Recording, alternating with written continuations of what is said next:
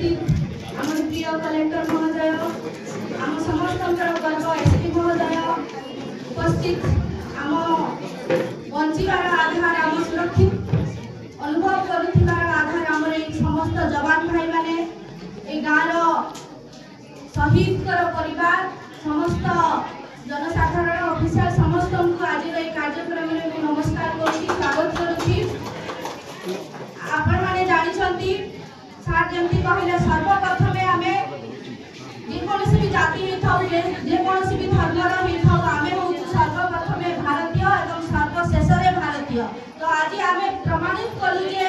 जहां भी हे जाऊ जते बेले हमकु भारत मातार ऊपर हमर कथा आसी आमे समस्त एकत्रित होई हमर एकता को देखाइबू आ हमर जो शहीद माने अछंती सेमानकु आज आमे निश्चित भाव श्रद्धांजलि दउछु एवं तांको आमे सबु बेले गर्वित जे